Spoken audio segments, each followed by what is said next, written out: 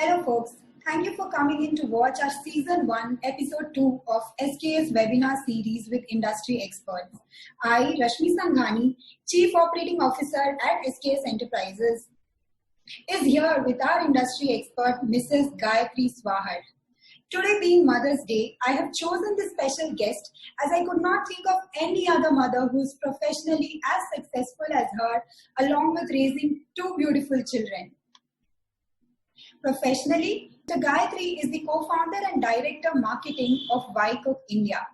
Ycook India is the only company in Asia that has launched India's first steam snack range and is a category creator in food. She also holds a couple of patents in her credit. Interesting, isn't it? Welcome, ma'am. Yeah, happy to be here with you. Thank you so much. Thank you so much. So, ma'am, to start with our session, I would first like to know your journey as an entrepreneur. Okay, I think our journey as an entrepreneur was something that we always wanted to be. So, our mission started off with a simple thing saying, hey, we wanted to work in the food space.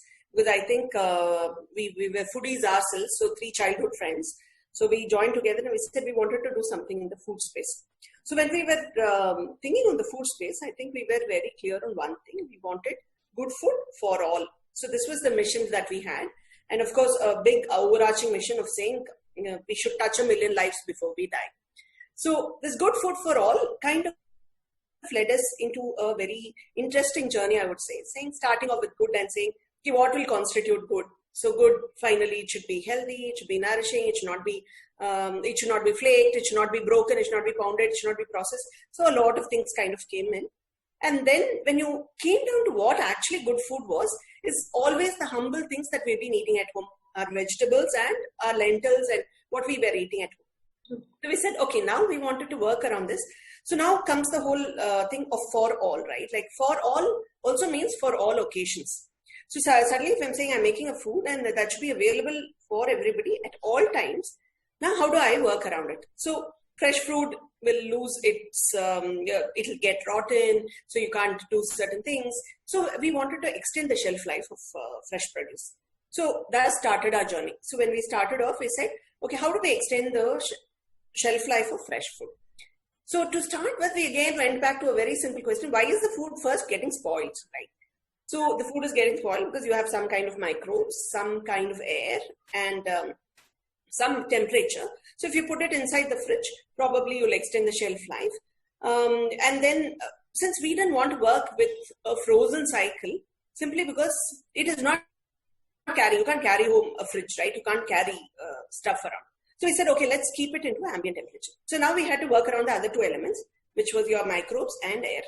So we worked on technology where we pack and cook, wherein during the packing, we remove all the air. And when we're cooking, it goes into a temperature in such a way that all the microbes get killed. So now there's no more air, no more microbes. So we extended the shelf life of the fresh produce without need for any kind of preservatives or additives in a very, very natural way. So our journey started off with the blessing of the government of India. So we submitted this proposal to the Technopreneur grant at that particular point of time, which was by the government of India. And we were awarded, we were the highest awardee at that time. But it is not the amount that mattered. We had close to around 30 academicians who said, you know what, they're critically evaluating you, right? When it's a competition, they're judging you. And they said, hey, this seems like an interesting idea and this is going to work. Okay? And that gave us a propulsion saying, if 30 academicians say that this is going to work, we started. And then we started processing a lot of vegetables. So we did sweet corn. Sweet corn immediately was a hit in the market because people knew what sweet corn was. It was always available in a steam format. So it was available. Then you could extend the shelf life. You can carry it wherever you want, mix in the masala and then kind of eat it. And then we have launched in steamed peanuts, which is humble peanuts. Anybody in Mumbai to South will know humble peanuts. When it's steamed, it gives you a better flavor and it's nutritionally enhanced. Then comes our chana, kala chana, and now we are launching our black-eyed beans, green peas. All of these are street food favorites. So anything that can be steamed now becomes into our pocket. So we've kind of worked around steamed snack range as well as steamed ingredients. So imagine for working mothers, right? It's a big blessing because I don't want to compromise on, I have only X amount of time and I don't want to compromise. Now I can open a chana and toss out the dish of my choice. It is my taste and my pride. I don't have to give away the pride of cooking. I don't have to compromise on the taste because my house eats it this way. I like it with a little bit of hing, a little bit of jeera. Everybody can do it their way. And it's not only for working mothers. I feel every woman ideally needs a me time, which we never knew that we had. And this gives you that me time. It gives you it's so easy to just toss out a dish. It's one pot cooking. You don't need to wash the pressure cooker. So this kind of is a new revolution and it's a category creation. So you will find us in the modern trade formats predominantly. It's all steamed ingredients and steamed your snacks as well. So in the steamed ingredients, we also have vegetables like your baby potatoes are steamed. Now you open, just add a tadka and your say dam aloo is ready, for example.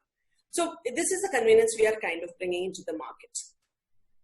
That is very interesting concept. I'm sure all the mothers out there are going to love such a thing, especially during this time, right? When we already have so much to do, and if we have something handy like this, where today we are not feeling like cooking everything, so we can have one thing which is just ready to eat, and the rotis can be made.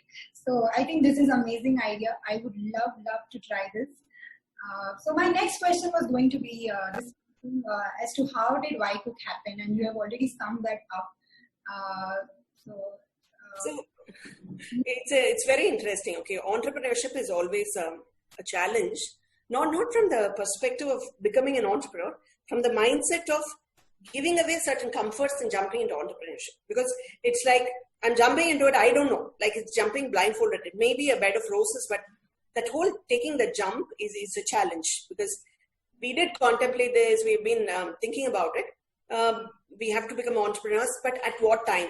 So again, it was a very interesting moment where my husband had just won some awards, so a few lakhs worth of Sodexo coupons that used to be the trade incentives, that your sales incentives. And then he was in all celebratory mode.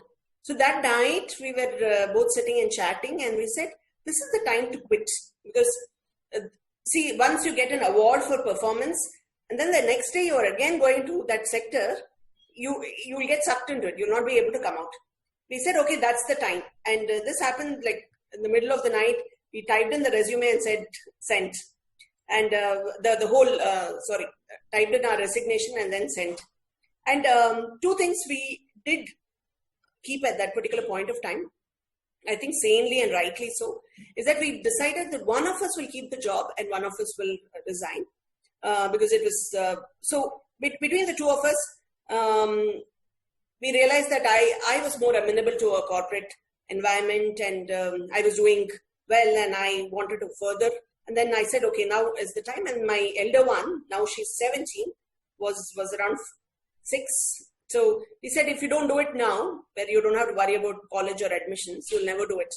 So it's about taking that plunge. It was, I would say, a rather drastic plunge because being from a very South Indian family, business is not, is very, very walked through terrain for us. So I think everybody was quite annoyed because I think my husband's mother was like, what's wrong with you? Why are you doing this? And then my mother was, who will give up a blank job and take entrepreneurship? What's wrong with you people? And then the whole point is, after studying so much, why are you making chana? So you're selling chana for what? Like, so that became, it's a challenge, right? Like you have to convince people that you're selling chana and they don't see the technology behind it. They say, oh, ye ubla hua chana hai, ye channe bech rahe ho after doing all this MBA, why? So it was an interesting time, but I'm glad we took the plunge because I think one part of us will never regret saying that, had I done that day, or every day you'll be thinking, right, I'm born to be this, I should be doing this, I should be doing this. We're glad we took the plunge. See, there can be only two outcomes. Either we could have been where we are today. Alternatively, we could have been much better than where we are today. Alternatively, we could have been nothing from where we are today. So we said, see, end of it, at least we looked back and said we took the plunge.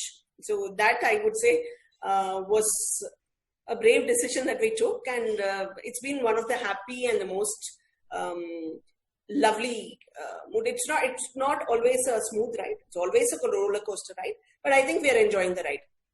So we are happy we took on the ride. So that's what I would say. I can't agree more, ma'am, because when we started this company, even Shreyansh was working. Shreyansh, the founder of SKS Enterpprises, he was in his corporate job and we had just got married. So one fine day, he just walks to me and he says, "Hey, can I start a business?" I'm like, "Okay, do you have any plans?" He said, "No, I just want to start a business." I said, "Okay, think of something and then we'll think about how to go ahead." So then just the immediate morning, he was ready with his plan. So he said, "If I don't do it now, I'll never do it." So that is how we jumped into entrepreneurship as well. So it was just amazing how, when you're doing something that you like. So corporate at one point of time, you'll always feel that, do I really want to do this or do I want to do something else or something better? But I think with entrepreneurship, it is not like that. You will always enjoy what you're doing. So it is just amazing to hear how your jump has been from corporate to professional to an entrepreneur. So, but as you already mentioned that you had a lot of people to convince, but otherwise, how had your transition been from a corporate professional to entrepreneur? By this, what I mean is, when we work in the corporate, we are into one specific kind of work. We do not have we don't touch upon everything, right? When we are in entrepreneurship, we need to do marketing, sales, business development. So it all comes on our head. It is just too much to handle. So how was your transition from a corporate professional to entrepreneurship? So I think for me particularly, I think the shift was not that drastic. I'll tell you why. Simply because I was in an organization which had a lot of entrepreneurship. So I almost every year in my corporate career also, I was into newer roles where I was recreating myself. So usually I will go and I would be an individual person. I will recreate the entire role and then they'll move into a different role and then recreate the entire role. So it was interesting. But what you've said is right, because there you still have, say, something goes wrong, you have a safe net. Your salaries are not gone, right? Like your salaries are not, and you're not answerable to so many people's salaries. And when you can look back and there's always somebody, right? There's always a country head, there's always a CEO, there's always a global head. Somebody is there to say, you know what, I'm raising my hands, I can't do this, can you help me? In entrepreneurship, the interesting part is everybody is looking up to you, and being there is been an interesting part, so to say. And the learnings there also are humongous. Just by taking off your safe net. So everybody, I used to keep saying that you will know the speed of your run only when a lion or a dog chases you. Okay. You will never know what you're capable of if you don't have this, right? That's what entrepreneurship does, because it kind of pushes you into corners. You will be, it is not always that, an entrepreneur is very, very happy with his choices. There are many times we'll go back and say, oh my God, we should have just been working, for example. You don't have to worry about all of these. These are moments that do occur, right? It's not like we're all out of somewhere, some saints kind of thing. No, there are many moments that, especially for me, the drastic change was, I used to have a Saturday, Sunday off, and then I moved into a manufacturing sector where we used to work on a Saturday.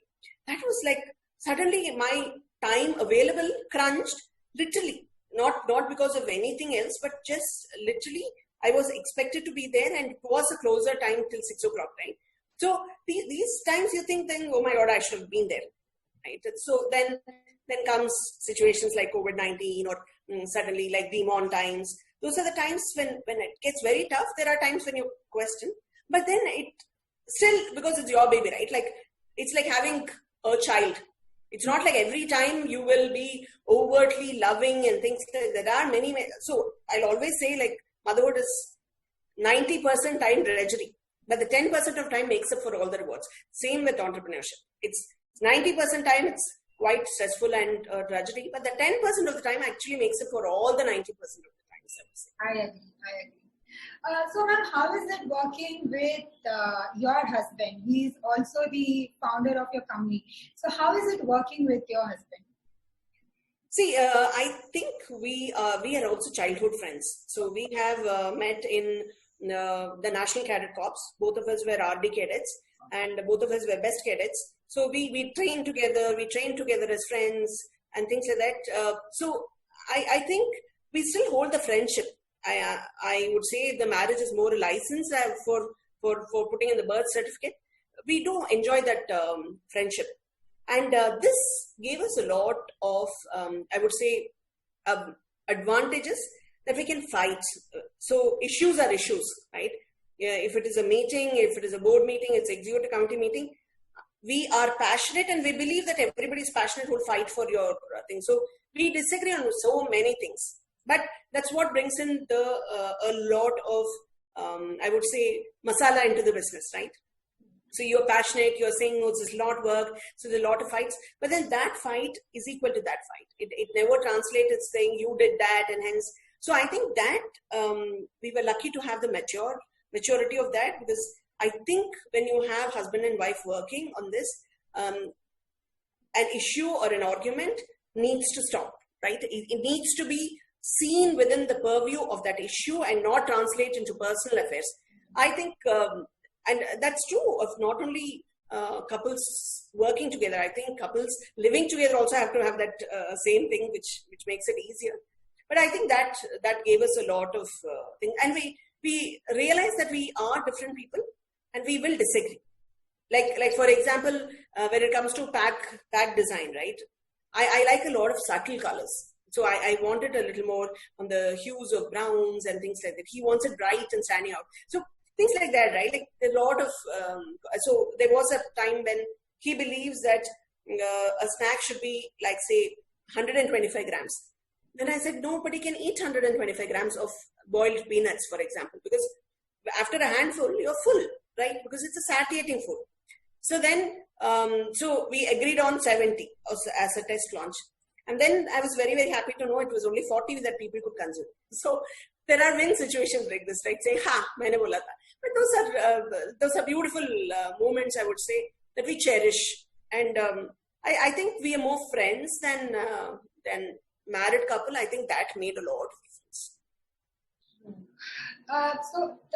This was going to be my another observation, that we see very few couples who want to work together these days because they feel that there'll be a lot of clash in each other's working style, which is also true in mine and my husband's case. So we have very different opinions in a lot of things, but I think that adds a lot more value to the company as well, because now we have two perspectives and then we can choose what would work best for the company. So, we have two ideas, we have two perspectives, and we have options. It is not just one brain thinking. So, yes, I think working with your spouse, or it can be any first relation. It may be a sister, or it may, because these days we see that two brothers do not want to work together, a father and a son do not work together. But I think it is I don't know, it's just strange as to why would they not want to do that. They think alike, and they understand each other a lot, right? So this can be the best combination that can come out if they work together. So do you have any tips for people, that, hey, go out and work together, you can do it? No, I know a lot of people like that. I think one of the things I think is that we overrate in India, we overrate relationships.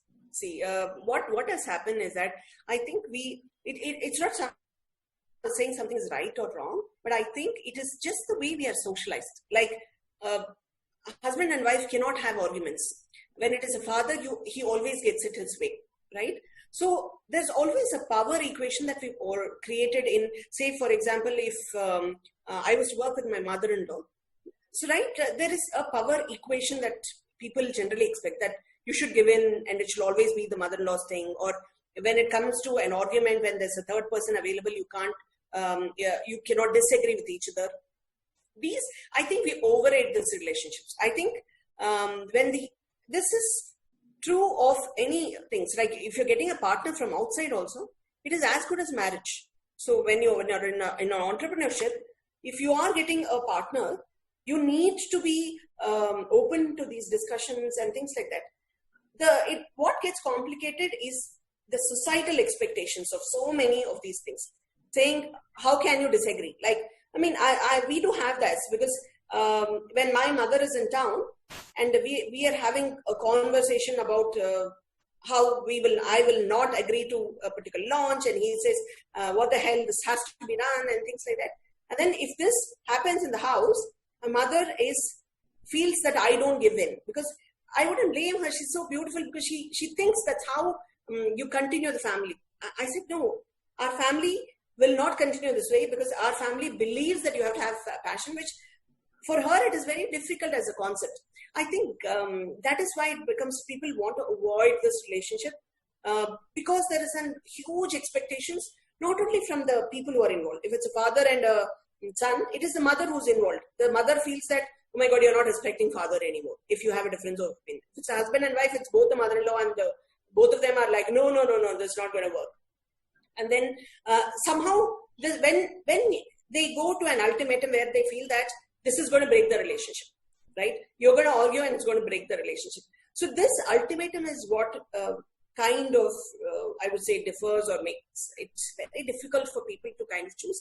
And like rightly said, you are always better off with a known devil, right? You know their temperaments, but then there should be openness from both ends, whichever the relationship. Even if it is partners from outside, right? Like two friends are joining together, there should be an understanding. So there cannot be a power equation. So that never works. So I think that is the challenge, and it will take, I think we're all moving in the right direction. Everything is taking its baby steps, because we are a very hard-bound social country, and rightly so, proud to be so. And these are all the little hiccups that will come on the way, and I think we'll sail through it. I really hope we see more couples and more family members working together.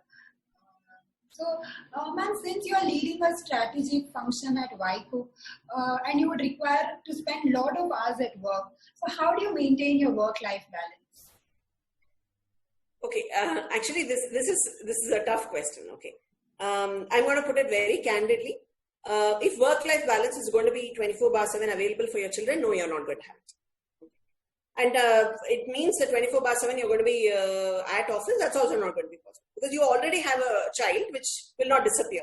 When work is there, your child will not disappear. When your child is there, work will not disappear, right? So this is the reality. Whether it's working or entrepreneurship, I think it is true for all working mothers, because today the expectation is not a 9-to-5 job. Right? People are striving hard. People want to do better careers and things like that. I think I took a simple. See, there are a lot of moments of guilt. I wouldn't deny that at all. A lot of times when it's your summer holiday times, you don't know where to send your children. A lot of little guilts that you will go through. But the best part of it is happened to me when I think my daughter was around 8 years old. So I used to tell her, saying, if I go for a job, we'll get this, we'll get this, we'll get this. I was doing the same mistake every other mothers used to do. And then she said, I don't want anything else. I don't want anything. I just want my mama staying at home. So when I was just talking through this, I said, you know what? If you say today that you don't want me to work, I'm going to take your decision because you're more important to me. But I like it. I really like going to my office. I like doing this job.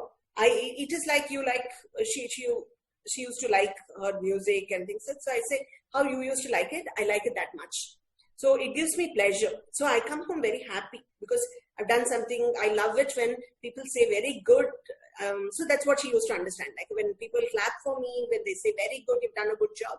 I really like it. So that, if you tell me, so we will take a joint decision together. And I think it was around a couple of days, and we then had a small vacation. It was part of my conference. So I was doing a session in Sri Lanka. So she had tagged along. And then we stayed in a hotel and we came back in the evening. And then she said, you know what? I think I want you to work. I want you to be happy, mommy. Okay? Because I asked her why suddenly the change. She said, I also want to be happy, mommy. When I grow up, I don't want to be sad, mommy. I want to be happy, mommy. Then I said, okay, that's nice. And from then on, She's never asked me to stay back at home. Of course, she'll say, oh my God, I wish you were that thing. All of that will happen. You know how kids know to play around that. But it's never on a serious note. She believes that, she says, okay, fine, I'm very proud of it. She says, I'm very proud of the fact that you are doing this and this. So I really, and she said, and when she took it to business studies as a subject, and then I was able to appreciate that, because when she said, I will get marks in science, but then I don't like science, then we were able to take saying, it's okay, there's a career option there. She said, I'm so glad, because if you were at home, probably you will not go through all this. So I think we go through all this guilt. And I have a 17-year-old, I have a 5-year-old. So the 5-year-old is all waiting for me, to go to office and saying, why are you not going to office? Why are you staying back at home? Because the time I go to office, they're all up to doing something, right? Like, so they just get used to it, I think. But you ask me personally, yes, are you not feeling guilty? Yes, you will feel guilty here sometimes, because you feel, oh my God, I'm not spending enough time. In office, you feel, oh my God, because I have children, I would have done. So it's always a little bit of that feeling, and that feeling is never going to go away. And believe me, whoever says that you don't have to feel guilty, you feel right, that's not going to happen. You are going to feel guilty, and I don't want to also advocate women to say, hey, don't have children if you want to have a career. No. When you open the door, when the kids come running to you and hug you, I think that is priceless. I don't think you should come. So you don't have to create, saying, you don't have to give in yourself to be a mother. Okay. And you don't have to be, because you're a mother, you don't have to give up everything. Right? You do have to have, because after a while, it also becomes easier. My elder one is 17, and I know next year she'll be going to college. I mean, of course, I'm starting off all over with a tiny one. But the whole point is, if she had gone, I won't know what to do after that, right? You look back and you're like, so you start becoming them, right? They start becoming your extension. So you're forcing them to achieve, you're forcing them to do things. So unless you be happy and start to build your own achievements, build your own hobbies, right? So the day they're gone, you're happy because they need to go out, they need to create their own lives, and you're not feeling sad about it. And then you have your hobbies, right? So once they become busy, like all of us do, right? How many times do we want to call our mother to call, right? The say-do ratio between the call and the thing, it'll ideally be around 30%, right? 100 times you want to call, you will only call 30 times. And in the 30 times, you might do a long chat, probably for like, say, 5-10 times, right? And that's what is going to happen to us, our children. So don't make them your universe. Yes, they are a great part of your life. They teach you. You grow up as great human beings, but they need not contain you. They're not to restrain you. I think that's and this guilt will always be there. So I think you'll just live with it. It's like see, in a hot country like India, if you're wearing something that is not cotton, it is going to be a little uncomfortable. But it is like, oh, I want to look beautiful. Your patti sari, for example, it's horrible. Like the time you wear it and go to the wedding and you're like, no, I want to get out of it. But that moment makes you feel happy. So the job is like that. It can adorn you, can make you happy. So be it. So that's how I think you'll have to take it. And I think it's a realistic approach to kind of be there. And believe me, I've seen that they also turn out to be more independent. So I don't think I had to tie up my kid's hair for the elder one at all. And now the younger one also doesn't want it. She says, Amma, whatever you're doing is very old and things like that. So they become very independent people. So they know to handle themselves. There was a situation when my little one was around 5 months old. So I had a nanny at home. So my elder one was going to, I had given her 500 rupees. She was going for a summer camp. So the nanny came out and with the baby for something, and she locked the door. I was on my way to Delhi. So it was an auto lock door. They didn't have any key. So the elder one just took a Uber. She called a Uber. She went to the nearby shop, bought a feeding bottle and a Nan Pro and that 500 rupees she got, and went to my friend's house. And I land up in Delhi and she says, oh, I'm in the uncle's house. I said, why are you in uncle's house? Why are you not in the camp? She said, no, this is what happened. And that particular point of time, and then my friend called up and says, "Hey, my God, she just handled it so well." And she was around 12 at that time, and she just handled it so well, and she just came. There was no panic. There's no, oh my God, what will I do? No crying, nothing. My maid was a little thing, and then she told me that since the elder one was there, it was easier. I think they also grow up to be more independent. I think that's the solace working mother should have. Absolutely, absolutely agree. So at the same time, I also feel that all these people add to the success of a woman professionally. So when you have a husband, mother-in-law, father-in-law, your parents, they all add to the success of a successful professional. So not just an entrepreneur, and even if you're doing a job, you will need support of all these people. And luckily, in today's generation, these people do understand that we want to go outside and work. We want to explore our opportunities. So I think we are very lucky that they might have some hesitation, but they are willing to experiment. They are willing to give us that space that, okay, go try it out. We'll see what happens later. So I think... Actually, I would agree. And there are also, sadly, there are parts of women wherein the stereotypes has not changed. Okay, so for example, a woman in the kitchen, I don't think the stereotype has changed in India as much as we'd love it to change. So the man will be very happy to help, but never responsibility if you're not available, right? It's always like, okay, you tell me what to do and I will do. So while yes, there is a progress, like you rightly said, there are luckier people where there is a lot of support, but there are a lot of places where they face the challenge where the expectation, in India, the expectation is also a hot cooked breakfast, a hot cooked lunch and a hot cooked dinner, otherwise you're a bad mom. So all of these stereotypes do exist. And I find that a lot in I would say, not the leadership roles, because I think those women start to kind of carve their own niche. But a lot of women do face that thing. I think there's a lot of work in that space. I think there's a lot of support coming from women. I think the women, see, we've created a whole generation, right? Our mothers have told us that the world is so good, we go explore and all this stuff. How much we've educated the women about power, we've never educated the man about handling this powerful women or supporting them. I think that huge difference is still there. Hopefully, the gap will reduce. But there are baby steps. People are, husbands are willing to take that step to, support their wives with their career. So it might be a very small step, but they are taking. So I'm very thankful. Yes. So there is baby steps, no doubt, but we have a long way. Yeah. Yes, we have a long way. Okay. This was a very interesting conversation about mother success, entrepreneurship. So I would like to move ahead into to some questions relating to COVID-19. So that is the talk of the town, and everybody is talking about it. So yes. I think we should touch upon it a bit too. So I wanted to know your take on the current situation. Yeah, I would say it was a very unfortunate event, whether it was predicted, not predicted, all of this, but it's an unfortunate event. But it's made so many things, so many of us realize little things of our life, how much we have ignored our health, or how much we have not got hygiene and sanitation, for example. Even when it comes to how we've kind of taken for granted so many roles in the society. So I think there's been a good realization from different parts, but it's a very, very unprecedented, very unfortunate event.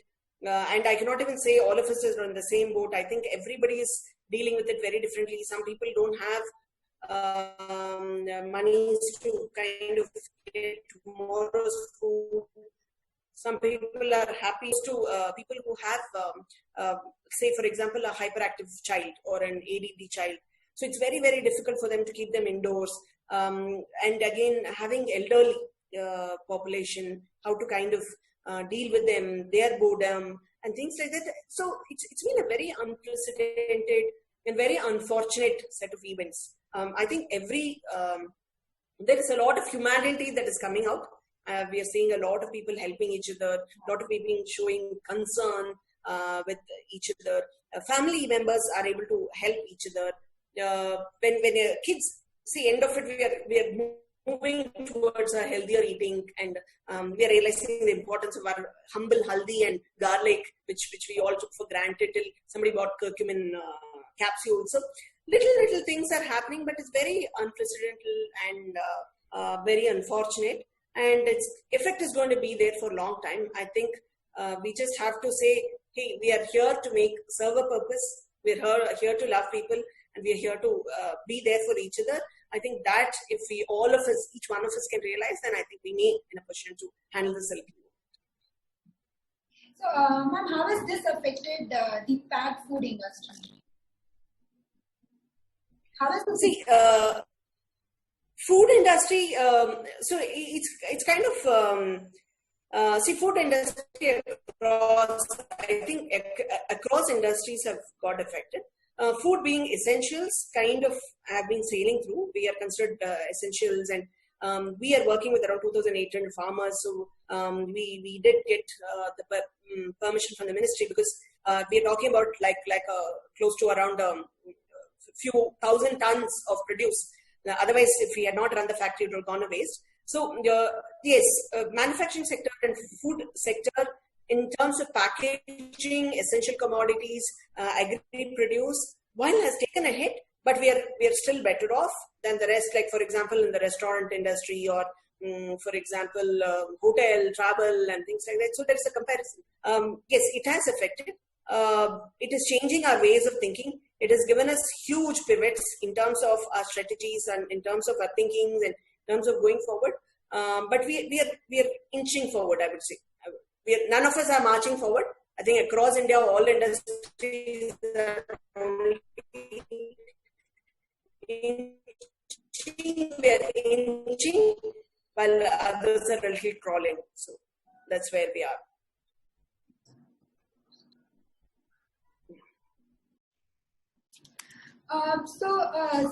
As you said, your product comes into the essential commodity category. So what measures did you have to take to make sure that the employees were safe at the workplace, since your manufacturing is also running currently? So what measures did you have to take to ensure that when they come to their workplace, they are safe in the premise? So the factory is a relatively safer environment, because simply because steps of measuring somebody's body temperature and they don't come inside if they have a cold and fever has always been our system. So it is a part of BRC HACCP system, and it is always a part of our industry. So it is not something new for us, because we work on thermal sterilization, like I said. So every input of bacterial load we have to reduce. So we do all of these as measures, as routine measures. And we did have around our labor force or shop floor employees were kind of divided between local and migrant shop floor employees. The migrant shop floor employees were living in Ycook quarters. So we have accommodation for them. So those people wanted to work because they wanted to take home money. They wanted to have that thing running. So they wanted to come. So and it was important for them, because when our factory is running, they do have, so we have a fully balanced lunch and a dinner for them mostly. So what happens is that many of them had not learned to cook, because food was always given in the factory. So they wanted to come to the factory. So we did have to keep a measure of educating the people, because I think there was I would say a fear about this whole thing, because not many people understood it was an infection and things like that. Even in the farming community, even in the villages that we were living. So it was like something like a horror movie, right? Like when you walk out, like a booth kit types, a corona aake pakadega types, right? So people, in fact, we had funny situations where people were scared of going in the dark. They said, no, we'll come to a factory, but send us out by 6 o'clock, because they believed at 7 o'clock, I can't see the corona, right? So we had to educate people on that. So, and hygiene education has been always a part of our culture, because people have to sanitize their hands. They are given a protective gear to get into the food space. So these things continued, and we restricted every other visitor. So the entire factory premises were shut down, and no visitor from outside was allowed inside, except for the people who are coming inside. But they were checked again. They were vigorous things. We were training them for saying how they should not be going out, how they should not be venturing out. Saying and when it comes to sales force, yes, we did have a lot of challenge there, because we had to get them passes, because we had to work with the ministries to get them passes so that they are not going out without the passes. And every time we had to enforce upon them, saying, if you're unwell, you can't go out, you'll have to report every time, you'll have to tell us everything. So all of that we kind of had to do. And as an industry, while the food processing was considered essential, allied industries were not working. Like, for example, I had an overseas order, but I could not have packaging material. Like carton boxes guy is not considered essential, or a sticker label manufacturer is not considered essential. So what happened is, while essential commodities were working, all these allied industries were having a problem. Like logistics was having a problem. And also there was a couple of weeks, at least 3 weeks, that there was a translation between what the MHA is giving and what the local constable on the road is doing. So we had to kind of work around all of that. So that is what we've been doing. So routine plus a lot of education, I would say. So with a lot of other support facilities being affected, so how is the demand and supply coming in? So as you said, the transportation is affected, the packing guys are not there. So in such a situation, how did demand and supply jump? See, it's kind of, I think one of the pivots, I would say, that we have taken is to start working towards, we were very multi-chain modern trade led. So all the multi-chain modern trade, which was in hyper format stores, which was in modern trade formats or in malls, they've closed. They're going to remain closed for a much, much longer period of time. So this was the time we had to rely on online formats, hyper local formats, as well as with the local kirana stores. So that entirely changed our way of thinking and functioning in terms of strategic thinking. Going forward, we should not rely on one particular measure. And in India, yes, distribution was a challenge. Even while the stocks are inside, there are many times where Ycook teams went into the distributor, took the stocks, went and delivered, so that we were able to match the demand. But yeah, there was see, we are not yet a category where it's not like aata nahi hai, dal nahi hai, chawal nahi hai. We are not that as yet, right? So all of us, the snack categories and I would say convenience categories did take a hit, but we did have some overseas orders.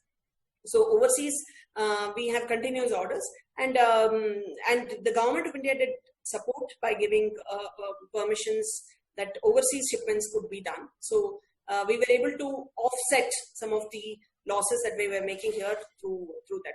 And that said, we were doing up to 50%, I would say. 50 to 60% of our capacity is what we have been doing.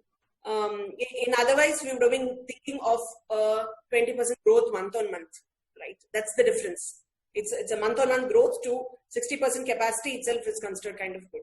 So yes, we were able to do and meet the overseas demand during this time.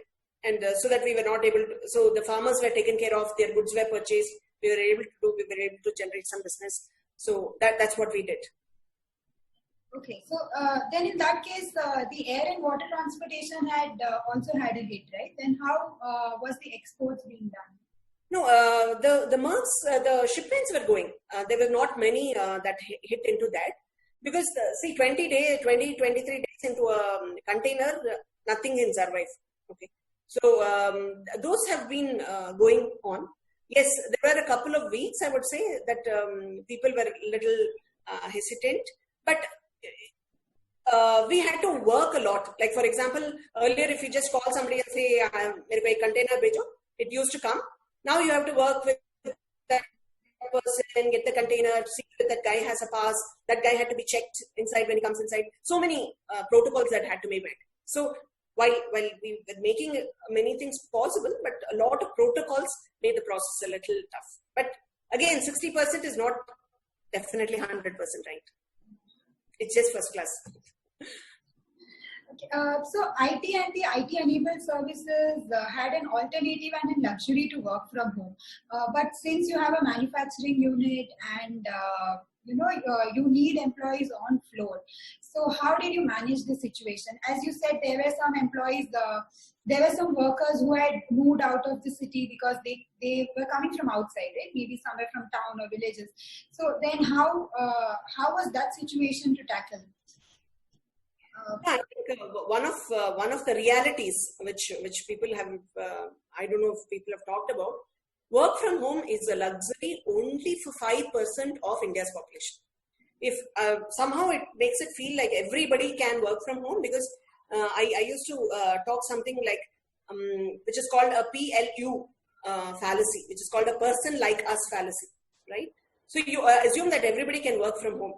It cannot. Like a cab driver cannot work from home, a delivery boy cannot work from home, a shopkeeper cannot work from home. So if you see an entire segment, it's this work from home option is only a privilege of 5 to 6% of India's population. Okay, in Bangalore maybe to up to 10%. The rest of them are not a work from home employee. Right. So there was challenges. We did have to see, there are many places where they couldn't come. Then we had to say, okay, no problem. You kind of stay at home because you don't want to risk the employees. So a lot of new product launches, which was planned in April, did not happen because allied industries are not working. So there's been a lot of delay in the new product launches because by now we should have done, we had 24 products that was to be launched. That does not happen. So we had to get some machineries that were coming for a new range of product of sprouts. So that those are getting done. So there was a lot of delay, I would say, that has happened. And again, your sales force, it cannot, I mean, we are not, our sales team or India's sales team, I would say. It's not only for Ycook. I think even the giants of FMCG industry cannot work from home, right? You have to be there, go take orders, and then kind of deliver. So yes, it was a challenge, and this number is never dealt with. This has been, thankfully you asked this question, this has been eating my head saying, somehow everybody says, oh, everybody's work from home, stay at home, stay safe, but businesses don't happen that way, right? It was tough. I'm not saying that hence all of us have to venture out. It is a life, only if you have a life, then you can do the rest of it, or you can get back to normal. Yes, those were a lot of challenges. There are not many things that we could work from home. But small lines is that shopkeepers were ready to take orders on the phone. People were ready on conference calls. So a lot of little things did change. But like a farmer has to bring the produce into the factory. There is no technology that can harvest itself and bring it, right? So those things had to happen. So lot of regulatory things that we had to cross through. And we had to ensure utmost safety because we didn't want any of our employees to have any problem with this. So it was like almost walking on fire. Okay, I can tell you that many days through this 45, 50 days, I've prayed to God more than ever for the safety of everybody that's going out, coming back, things like that. Yeah, those were challenges for sure. So, ma'am, your company had raised funding very recently. So, do you see the current situation affecting the startup funding now? No, I don't think it'll affect the startup. See, there are going to be different sectors. Okay, it's, the fundings are going to change by sector. For example, there are some sectors. For example, in real estate, right? There are not going to be much of activities. So, probably in certain sectors, the people will withhold fundings. But in sectors like ours, okay, like health tech, right? Health tech, edutech, food, agri-tech, these are all going to be very ripe areas. People are now going to be saying, oh my God, I want this. Because health products are something that everybody says, okay, let me go into the health route. Because people are going to get a lot more conscious and things like that. People are aware of that. So what will get affected is the valuation will get affected. See, what will happen is, while the ministry and everybody is told that you should not consider the COVID period into an valuation. But see, an investing fraternity is also there to invest in you, take some money so they can invest again, right? It's a fraternity where they roll the funds. So there's nothing right and wrong. So for them to leverage this situation will be like saying, you will find so many companies who are going into some kind of distress and things like that. So bail them out with a lesser valuation. So we are seeing that we may have lesser valuations, but at least in food tech, agri-tech, healthcare, and edu-tech and all, I don't see a huge dearth of this. Yes, people are going to be very careful with every money they're going to invest. They're not going to test and try, because everybody has to hold to the funds, right? Because funds will become scarce going forward. We don't know how the business scenario will come. Health is going to be cautious. You're going to take care. People are going to hold thing, but in places where of strategic relevance of health products, health goods, these kind of spaces, we will see a lot of booming people coming up, and a lot of startup investment is what we are assuming, and some of our friends and colleagues in the investment space has been telling us. So even after this pandemic ends, there is going to be some sense of fear in everyone's mind. So how is this going to affect the new hiring in manufacturing companies? So for example, as you said, you have a lot of new launches coming up. So you would need a lot of new people to handle all those things, new skilled people. So are you going to be skeptical to make new hiring? Because again, the funds are also to be kept safely now with every company. We need to be more cautious where we put our money now. So is it going to hamper new hiring? Yes, it will definitely hamper new hirings, because see, in any company to survive this situation, you have to keep the operational expenses low. The only way you can, one of the things is to arrest cash burn. So I think this is the right time for every employee to prove themselves to organizations, because people are going to, right now is the time where you can tell the world that you are more important. Like if you are in an analytical industry, you can do the analysis of say n number of things and then showcase your importance. This is the right time. You're sitting at home, you probably enhance your skills, right? What we will be doing is that if there's a number of new launches, we will train the people internally to kind of handle these roles and make more efficiencies out of it, build efficiencies rather than increase manpower. I think that will be the concentration of industries. So yes, hiring for a period of time might be going, but very, very essential pieces will not go for. Like say, I need to have a new product development guy, then probably I might still go ahead. Depends on the companies, but I think hiring overall will be at freeze. So people will work on efficiencies. And you'll be very surprised what we could achieve in the last 50 days. We did not in the last 6 months. We got 52 online accounts. So I was just asking, what did you do for the last 6 months, right? The guy who could not crack 3 to 4 accounts in the last 6 months, the last 50 days got 52 accounts, right? So I think this is also giving people saying, oh my God, let me be safe. Let me not think everybody is trying to prove their worth. And this is going to create a much more efficient India than a much more, I would say, okay, fine, let me also go and come back kind of thing. So efficiencies is what is going to concentrate. Yes, hire will take a backseat, but very, very essential hires will happen, but efficiencies will be built. Right. So that is so true that companies will have to work towards educating and upskilling the present employee strength that they have. So they'll have to maybe ask them to multitask or train them with multiple things. Earlier, maybe we would have had one person who used to handle only one thing. But now we'll have to push them to learn different things and handle different things.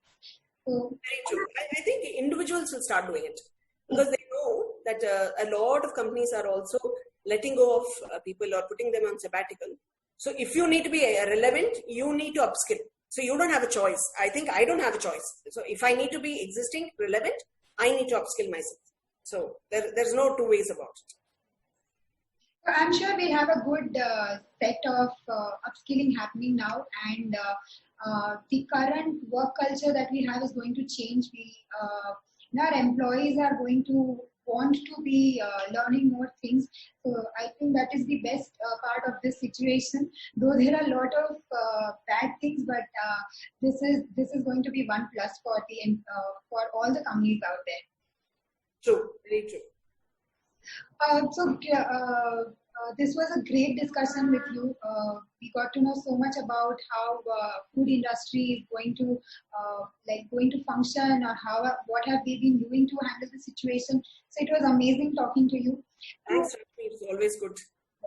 To sum up this session, I would only like to ask one last question, and I want your inputs for our viewers on how you would want the new mothers who are joining back workforce, and what tips would you like to give them for their transition to be smooth. So we have a lot of females out there, right, who take a break because they are taking the next step of their life. They want babies, and they put their career on a break. But I think after some point they would want to come back. So what tips would you like to give them? Yeah, the first step is that congratulations. Okay, the world will not work without mothers. Okay, simple. You need. There's no going to be technology advancement that without a mother the baby is going to be born, and rightfully so and thankfully so, right? So you've taken a good decision. You've taken care of your children, so you don't have to feel apologetic towards it. I think that is the first thing that women have to do. So women do come back and say, "No, sorry, I had a break." No, you had a break because you had a baby. Like it's the most rewarding part of it, and it changes a lot part of you. You get patience. You get much more multitasking than you ever have. And there's a lot more love that you can share to the world. You are more caring, you're more empathetic. So you are actually coming back to the workforce equipped with more leadership skills than you were before. That's my first starting tip. Saying never feel apologetic to have a baby. We are happy that you brought a baby to the world, right? So you don't have to feel bad about it. The second most important is never compare yourself. Say, oh my God, you know what generally happens is that after they have a baby and they come back, there is some colleague of theirs or some friend of theirs in the same age group who has not had a baby and probably advanced further, or had a baby and did not take a break and advance further.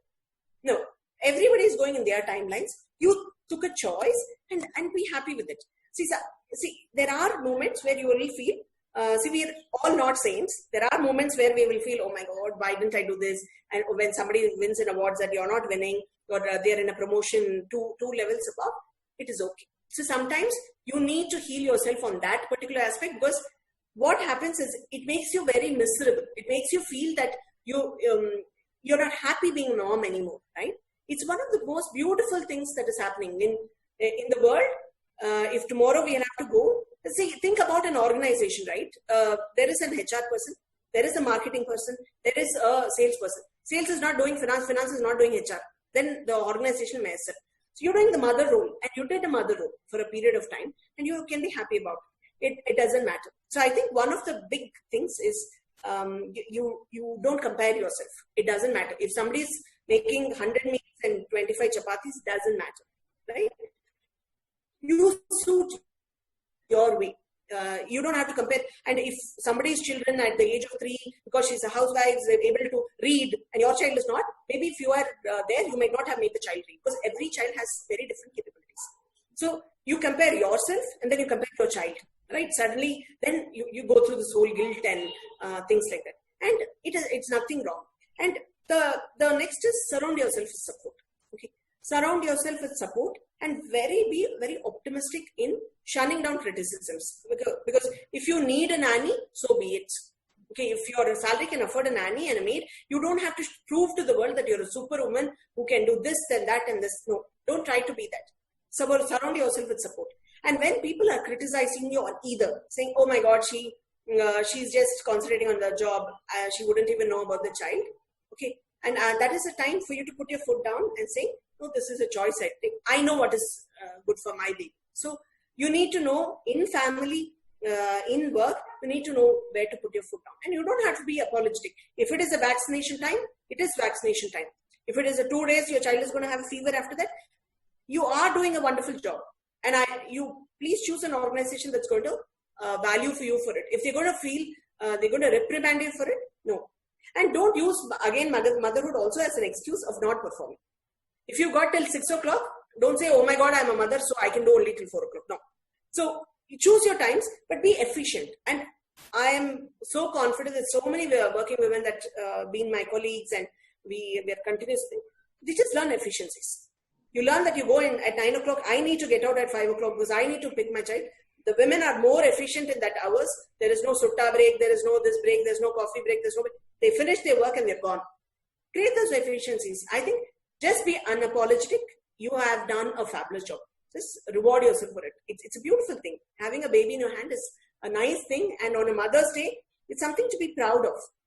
You are having the capability to give life, and that whole little thing is going to be dependent on you. That's looking up to you, right? You're giving Mother Earth something, right? It's a beautiful thing. So you don't have to feel bad that you've been a mother, right? Or even to the women who have been housewives, right?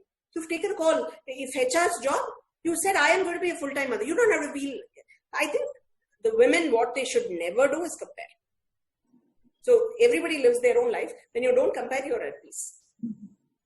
I think that is the best tip. Don't compare yourself and just be yourself. So, and you also rightly said that even if you choose to be a housewife, then that is also a very good job that you are doing out there. So it is just not necessary, that only if you are professionally successful, then you are successful. You are otherwise also successful if you are managing your house, if you are supporting your husband in your career. So it is. I think a lot of female have the thing in their mind, right? Only if I go and do a job, only then my career is best. I think we all can find something to do for ourselves at home. Also, we can start something of our own from home, and there are n number of possibilities, and a kid can never ever be a reason to say that I cannot do that. Correct. And simply because I think you've got a very, very valid point there. Just change success to happiness. It doesn't matter what. Don't chase success. Chase happiness. If going to a work makes you happy, so be it.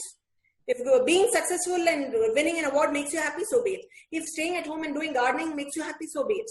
If I want to learn music and sing along and dance along with my child, what makes you happy? I think the pursuit of happiness is what we should be doing as mothers and not pursuit of success. I think we will be successful by itself because we'll be happy. So it was so wonderful talking to you, ma'am. All your tips and all your opinions about everything, about how mothers work, about the current situation. I think our viewers are just going to enjoy watching this episode of ours. Thank you so much for coming in and giving your time. It is my pleasure that I got to interview you. Thank you so much for coming. Thank you, Rashmi. It was always a pleasure. And happy Mother's Day to you and all your audience. I think you're all there to rock their moms. Rock on. Thank you so much. Thank you.